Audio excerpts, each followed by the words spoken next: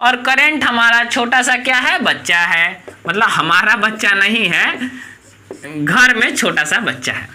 आज हम लोग स्टार्ट करेंगे इलेक्ट्रिसिटी का लेक्चर नंबर 8। लेक्चर नंबर 7 तक हम लोग देखे थे लास्ट लेक्चर में कॉम्बिनेशन ऑफ सेल के बारे में।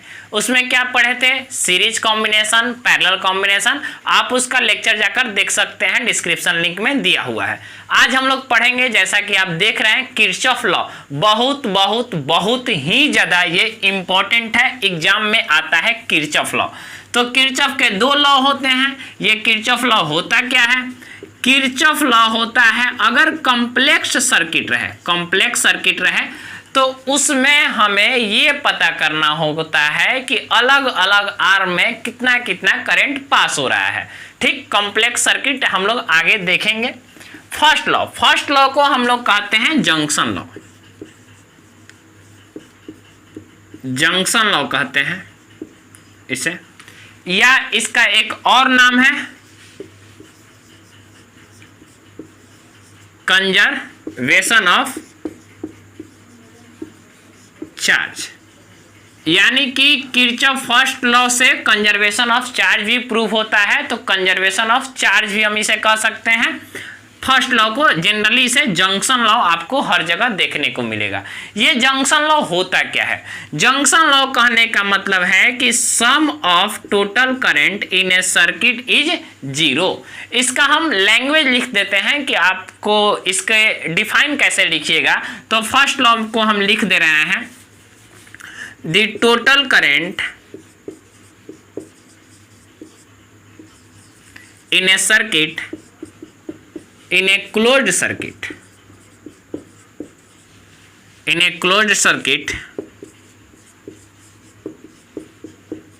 is zero at a junction point। Junction point पर क्या होता है, टोटल करंट जो होता है वो जीरो होता है। यानी कि sum of current is equal to zero. Conservation of charge देखकर आप कंफ्यूज मत होइएगा कि सर गलत बता दिए। नहीं, हम इसके बारे में बताएंगे। ये आप समझे, इसको ऐसे समझिए। यह एक पॉइंट है, यहाँ पर मान लीजिए हमारा करंट I1 क्या बाहर की तरफ, यहाँ पर जो हमारा करंट अंदर की तरफ, इस पॉइंट को हम लोग क्या कहेंगे, जंक्शन पॉइंट कहेंगे। ये करंट हमारा कहाँ, बाहर की तरफ, ये करंट कहाँ, अंदर की तरफ, ये करंट कहाँ, अंदर की तरफ, ये करंट सपोज बाहर की तरफ, ऐसा हम मान लेते हैं। और ये करंट हमारा कहाँ, बाहर की तरफ। बताइए इसमें बाहर की तरफ कौन कौन सा करंट है, I1, I5 और I4। और अंदर की तरफ, जो पॉइंट के अंदर की तरफ जा रहा है, इनवर्ड कौन करंट है, दो, I2 और I3। यानी कि हम कह सकते हैं I2 plus I3 is equal to I1 plus I5 plus I4। यानी कि जितना करंट उस पॉइंट पर, जंक्शन पॉइंट पर अंदर गया, उतना ही करंट उस पॉइंट से क्या बाहर निकलना चाहिए। तो वहां पर क्या होगा, sum of electric current at point क्या, जीरो। ये बात आप समझ में आया। इस भाषा को ऐसे भी लिख सकते हैं, total inward current is equal to total outward current. कोई दिक्कत, कोई परेशानी, बिल्कुल नहीं। अंदर की तरफ कौन सा करंट आया, दो करंट, I2 और I3। बाहर की तरफ कितना करंट निकला, 3, I1, I5 और I4। ये हमेशा क्या होना चाहिए, बराबर होना चाहिए। यानी कि इस बात को हम लोग ये भी कह सकते हैं कि कंजर्वेशन ऑफ चार्ज है। यानी कि जितना चार्ज अंदर आए उतना ही चार्ज बाहर जाए। सपोज हम आपको 10 रुपया दिए और आपसे 10 रुपया दूसरा कोई ले लिया, आपके पास टोटल पैसा कितना बचा, 0 बचा। यानी कि जितना आया उतना ही आपने क्या किया, लॉस कर दिया। आप जितना गेन किए उतना ही लॉस कर दिए। यानी कि उस पॉइंट पर आपके पास टोटल कितना बचा, 0। सेम अगर करंट का बात करें तो चार्ज ही ट्रांसफर होता है करंट में। यानी total charge inward is equal to total charge outward. Sorry थोड़ा राइटिंग खराब हो गया, यानी sum of delta Q is equal to क्या, 0। ये हमारा क्या हो गया, कंजर्वेशन ऑफ चार्ज के बारे में। ये फर्स्ट लॉ था जंक्शन लॉ के बारे में। ये आपको थोड़ा कम समझ में आएगा तो घबराइएगा नहीं, इसका जब हम लोग न्यूमेरिकल करेंगे तब आप इसको पूरा समझ जाइएगा कि ये हो क्या रहा है। चलिए इसे राइट डाउन कीजिए।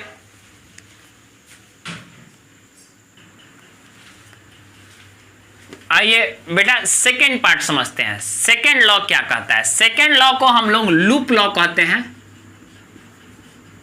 लूप लॉ या वोल्टेज लॉ। ये होता क्या है? वोल्टेज लॉ एग्जाम में सीबीएसई में हो या किसी अनदर बोर्ड में ये जरूर पूछता है। इसका डिफाइन लिख देते हैं, the algebraic sum of all voltage। All voltage कहने का मतलब हुआ that is potential difference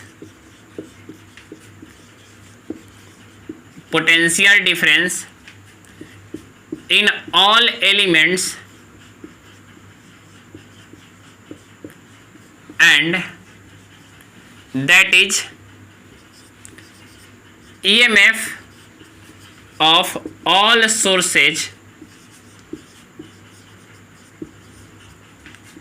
in closed circuit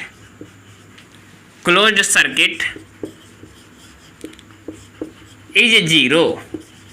मतलब बात को समझिए, अगर किसी सर्किट में पोटेंशियल है और उसमें EMF है, उसका सम क्या होना चाहिए, टोटल सम कितना होना चाहिए, 0 होना चाहिए। ये बात आप समझ लीजिए। इसके बारे में बताएंगे, क्वेश्चन अभी तुरंत बताते हैं। ये देखिए डिफाइन एक बार देख लिया जाए, the algebraic sum of all voltage, सारे वोल्टेज को क्या करना है, ऐड कर देना है। जब वोल्टेज कहने का मतलब हुआ कि potential difference in all elements, जो भी हमारा एलिमेंट रेसिस्टेंस लगा रहे, एलिमेंट कहने का मतलब रेसिस्टेंस लगा रहे, वहां का पोटेंशियल डिफरेंस एंड जो हमारा बैटरी लगा रहा है उसका ईएमएफ को ऐड करें तो उस पूरे सर्किट में क्या होना चाहिए, 0 होना चाहिए। ये बात अगर आपको समझ में आ गया तो एक बहुत इंपॉर्टेंट बात है साइन कन्वेंशन। क्या है? Sign convention. बेटा साइन कन्वेंशन नाम सुने हैं आप लोग क्लास 10th के लाइट चैप्टर में, थोड़ा सा वहां पर भी आपको परेशान किया था, लेकिन यहां पर परेशान नहीं करेगा। आप ऐसे समझिए, सपोज आप हैं, बड़े हैं, 12th क्लास में पढ़ रहे हैं, आपके घर छोटा बच्चा है, छोटे बच्चे को आप मार्केट घुमाने के लिए ले गए। अगर छोटे बच्चे को आप मार्केट घुमाने के लिए ले जाते हैं तो बताइए कि आपका नुकसान होगा कि प्रॉफिट होगा? तो बेशक आपका नुकसान होगा, क्योंकि आपको कुछ ना कुछ उसको खरीदना पड़ेगा। कुरकुरे खिलाइए, उसको खिलौने दीजिए, कुछ ना कुछ आपको देना पड़ेगा। यानी कि क्या हुआ, उसका आपका क्या हुआ, नुकसान, और उसका क्या हुआ, प्रॉफिट। इस बात को याद रखिएगा। ये हम आपको कहानी बता रहे हैं, ना कि किरचॉफ सेकंड लॉ बता रहे हैं, ये काम आएगा। सेकंड, अगर एक बात और, ये तो समझ गए कि अगर आपके साथ बच्चा जाता है तो आपका नुकसान होगा। इसका अपोजिट आप मानिए कि आपके अपोजिट चलता है, अगर आप लेफ्ट की तरफ जा रहे हैं और वो राइट की तरफ आ रहा है तो आपका हमेशा क्या कराएगा, प्रॉफिट कराएगा। कुछ ना कुछ आपके लिए वो बाहर से लेकर आएगा, आपका हमेशा प्रॉफिट होगा। ठीक, तो साइन कन्वेंशन समझिए। और भी बहुत सारे बुक में साइन कन्वेंशन बहुत तरीके से दिया हुआ है, ये हम आपको बता रहे हैं, भूलिएगा मत। और कहीं दूसरे जगह देखकर कंफ्यूज मत होइएगा, इसका बहुत सारे तरीके होते हैं। इधर A to B करंट जा रहा है, यहाँ पर रेसिस्टेंस R है। अगर हम A to B का बात करें, बेटा A to B का बात कर रहे हैं, वोल्टेज V का बात कर रहे हैं। V हमारा क्या, वोल्टेज कहाँ से है, कहाँ का, A to B। यानी अगर हम A to B चलते हैं तो ये बताइए हम लोग A to B चल रहे हैं और करंट हमारा छोटा सा क्या है, बच्चा है। मतलब हमारा बच्चा नहीं है, घर में छोटा सा बच्चा है, छोटा सा बच्चा है और A to B हमारे साथ चल रहा है। तो बताइए यहाँ का पोटेंशियल कितना होगा? तो जैसा कि हम लोग जानते हैं V इक्वल टू IR। अब ये हमारा नुकसान कराएगा कि प्रॉफिट कराएगा? तो नुकसान कराएगा, तो यहाँ पर साइन क्या लेंगे, नेगेटिव साइन लेंगे। ठीक है, अब ये देखिए, ये हमारा ए है, ए पॉइंट है, और ये हमारा बी पॉइंट है। यहाँ रेसिस्टेंस आर है और करंट अब उल्टा चला, लेकिन अभी भी हम लोग देख रहे हैं ए टू बी ही चल रहे हैं, यानी ए टू बी चलेंगे तो बाबू बताइए पोटेंशियल कितना होगा, तो हमारा हो जाएगा पोटेंशियल सर आई आर, तो प्लस में कि माइनस में, तो हम लोग चल रहे हैं कहाँ, ए टू बी, और बच्चा किधर आ रहा है, बच्चा कहने का मतलब करंट किधर आ रहा है, हम लोग के उल्टा, यानी बी टू ए। प्रॉफिट कराएगा या लॉस कराएगा, तो बिल्कुल सर प्रॉफिट कराएगा, ये पॉजिटिव। साइन कन्वेंशन इस तरह से याद रखिएगा। ठीक है, अभी और है, इतना आप लिख लीजिए, उसके बाद हम लोग सेकेंड वाला पढ़ते हैं। आइए, साइन कन्वेंशन, ये तो हम लोग जो साइन कन्वेंशन देखें वो पोटेंशियल का था।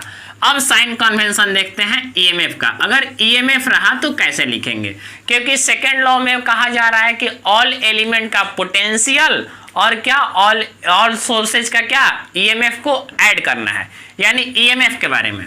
ये हमारा ए पॉइंट और ये हमारा मतलब सोर्स है जिसका ई है।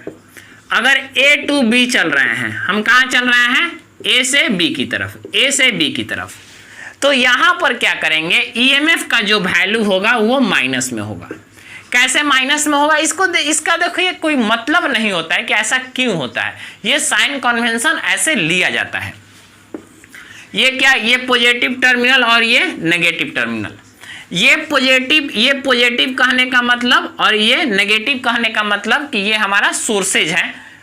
अगर हम साइन कन्वेंशन ए से बी ले रहे हैं तो लास्ट एंड हमारा कौन पड़ेगा, अगर हम ए से बी की तरफ चलते हैं तो सबसे पहले हमारा प्लस पड़ेगा और उसके बाद क्या पड़ेगा, माइनस पड़ेगा। तो जो लास्ट में पड़ेगा उसी को हम लोग ईएमएफ के साथ लेंगे, यानी कि हम यहाँ पर लिख लेते हैं लास्ट, लिख लीजिएगा हिंदी में, लास्ट में जो टर्मिनल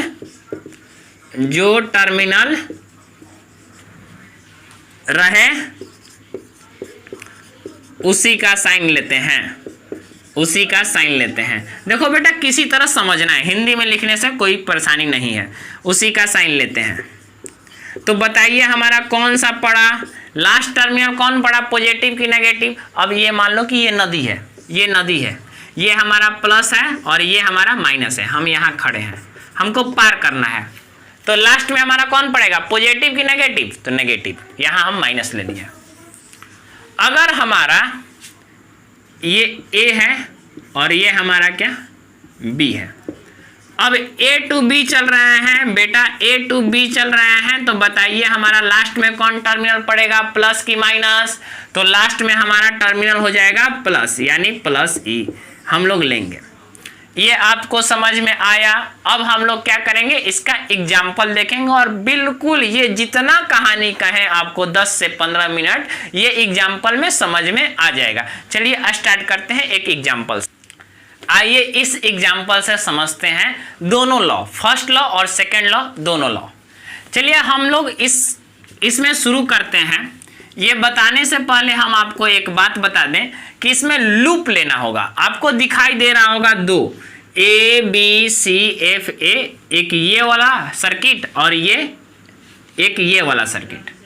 इसमें बता दें कि अगर ये हम क्लॉकवाइज लेते हैं, इस सर्किट में क्लॉकवाइज लूप लेते हैं, तो इस वाले सर्किट में भी क्लॉकवाइज ही लूप लेना होगा। अगर इधर एंटी क्लॉकवाइज लेते हैं तो इसका भी एंटी क्लॉकवाइज ही लेना होगा। एक फिगर, एक डायग्राम में आप अलग अलग सर्किट का लूप नहीं ले सकते हैं, हमेशा सेम रखना होगा। अब हम लोग लूप 1 का बात करते हैं। लूप वन हम लिए A B C F A, देखिए डायग्राम में देखिए A B C F A. अच्छा, ए से बी चलते हैं, पहले यहाँ देखिए ए से बी चलेंगे तो जो 10 है वो नेगेटिव की पॉजिटिव, माइनस में ले या प्लस में ले, तो बेटा माइनस में लेंगे। क्यों माइनस में लेंगे, क्योंकि लास्ट टर्मिनल जब ए से बी चलेंगे, कूदेंगे, तो प्लस से माइनस पर कूदेंगे, यानी माइनस जो हमारा होगा वो क्या, लास्ट टर्मिनल होगा। बी से सी इसमें कुछ नहीं है, नहीं लेंगे। सी से एफ, यहाँ बी से सी कुछ नहीं है, सी से एफ की तरफ चलते हैं। यहाँ पर एक ये वाला पार्ट है, सी से एफ चल रहा है, लेकिन करंट हमारे अपोजिट चल रहा है। अगर अपोजिट चलेगा तो क्या होगा, अपोजिट चलेगा तो क्या हो जाएगा, लॉस करेगा या प्रॉफिट करेगा, तो प्रॉफिट कराएगा। यानी हम यहाँ पर पोटेंशियल 3 × I1 प्लस में लिख दें, ये 3 और करंट कितना I1, ठीक है। अब ये 4 वोल्ट क्या माइनस में, क्योंकि हम सी से एफ चल रहे हैं तो ये पॉजिटिव और ये नेगेटिव 4। अब यहाँ का सी से एफ तक हो गया, एफ से ए की तरफ, यानी कि हम चल रहे हैं एफ से ए और करंट भी हमारे साथ चल रहा है, यानी कि जो करंट हमारा बच्चा है वो कहाँ मेरे साथ चल रहा है, यानी कि मेरा क्या कराएगा, लॉस कराएगा। लॉस कराने का मतलब हुआ कि माइनस में हो जाएगा, यानी -2I2 = 0। इसको सॉल्व कर देते हैं। 3I1 - 2I2 = कितना 14 लिख दें, इसे इक्वेशन 1, ठीक। अब लूप 2 की बात करते हैं। लूप 2 क्या लेंगे, F C D E F, F C D E F, F से सी की तरफ चलते हैं तो हमारा सबसे पहले आएगा 4 वोल्ट, तो 4 को क्या माइनस में कि प्लस में, तो सर प्लस में। ये हमारा क्या हुआ, एफ से सी चले, जिधर हम चल रहे हैं करंट हमारा बच्चा उधर ही चल रहा है, लॉस कराएगा या प्रॉफिट कराएगा, बिल्कुल लॉस कराएगा, यानी कि -3I1, -3I1। सी से डी वाले में कोई एलिमेंट नहीं है, डी से ई वाले में कोई एलिमेंट नहीं है, ई से एफ वाले में है, यानी कि लास्ट हो गया, ई से एफ है। तो क्या हम चल रहे हैं ई से एफ और हमारा करंट किधर चल रहा है, मेरे साथ ही चल रहा है, साथ साथ चलेंगे, साथ कभी नहीं छोड़ेंगे। तो ये क्या हो जाएगा, -1I3 = क्या 0। यानी इसे हम जब सॉल्व करेंगे तो लिख दें 3I1, इन दोनों को उधर लेकर चले जा रहे हैं, प्लस I3 = क्या 4। अरे लो ना, इधर 4 लिख देते हैं, बात समझ में आ गया। इधर लिख दें यार, इधर लिख दें, एक ही बात होगा। कुछ मैथ वाले, बायो वाले, उनको डॉक्टर बनाकर ही छोड़ेंगे। आगे इक्वेशन 1 और 2 को सॉल्व करना है। मामला बहुत पेचीदा हो गया, क्योंकि इसमें I1 I2, इसमें I1 I3, यार 2 अननोन 2 इक्वेशन, यहाँ पर 3 अननोन 2 इक्वेशन आ गया, सॉल्व नहीं होगा।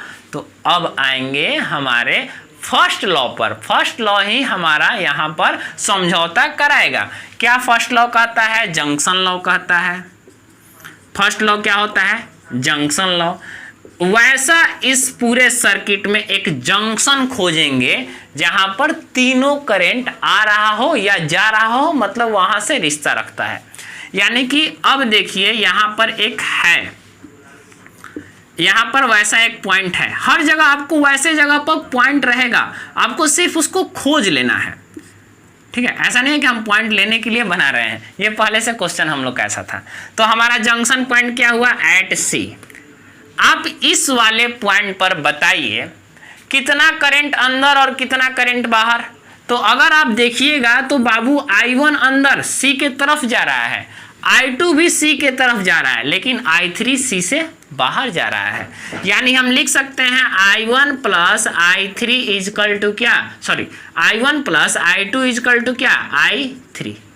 अरे नहीं समझ में आया, जितना करंट अंदर गया उसको ऐड कर देंगे और जितना करंट बाहर गया उसको ऐड करके दोनों को बराबर करेंगे। यानी अंदर जाने वाला करंट क्या I1 और I3, और बाहर आने वाला, सॉरी अंदर जाने वाला क्या I1 और I2, बाहर जाने वाला I3, यानी I1 + I2 = I3।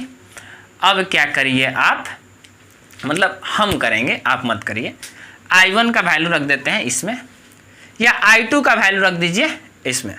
दोनों इक्वेशन I1 I3 में हो जाएगा अगर I2 का वैल्यू पुट कर देते हैं तब। अब यहाँ से क्या है, मैथ है, लेकिन हम सॉल्व करेंगे इसको। देखिए ये इरेज कर रहे हैं, सर्किट भी इरेज कर देते हैं, कर दें, अच्छा छोड़ देते हैं, छोड़ो। अब इक्वेशन 1 में हम I2 का वैल्यू पुट कर देते हैं।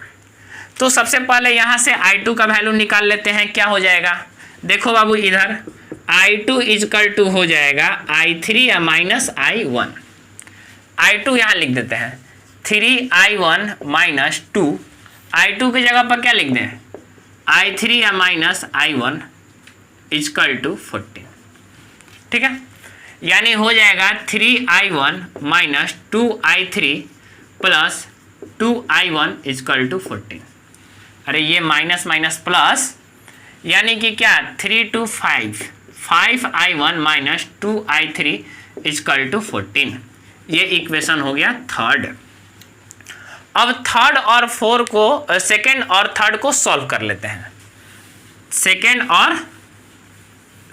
और थर्ड को सॉल्व करते हैं फ्रॉम या इक्वेशन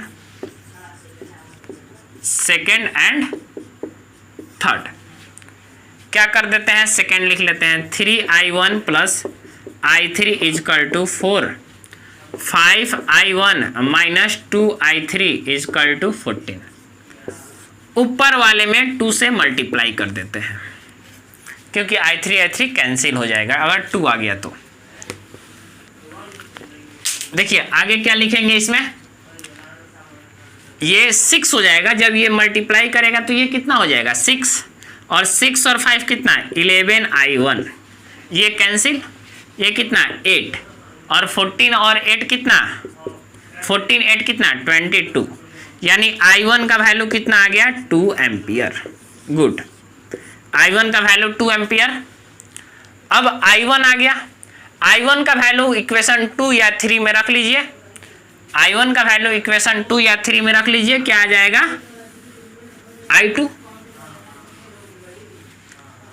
I1 वैल्यू रख देते हैं हम किस में, इक्वेशन 2 में रख लेते हैं। इक्वेशन 2 हमारा क्या है I1 plus I3 is equal to 4, ये हमारा इक्वेशन 2 था। फ्रॉम इक्वेशन 2 I1 का वैल्यू रख लेंगे 6 प्लस I3 इजकल टू कितना 4, यानी I3 इजकल टू कितना -2, I3 इजकल टू कितना -2। अब I3 भी आ गया, I1 भी आ गया, यानी हमें I2, तो ये देखिए यहाँ पर पहले से है I2 इजकल टू कितना I3 माइनस I1, यानी कि -2 और -2 क्या हो जाएगा -4 एम्पियर। तीनों करंट मिल गया, I1 I2 और I3 मिल गया। चलिए ये बात आपको समझ में आया, ये राइट डाउन कीजिए।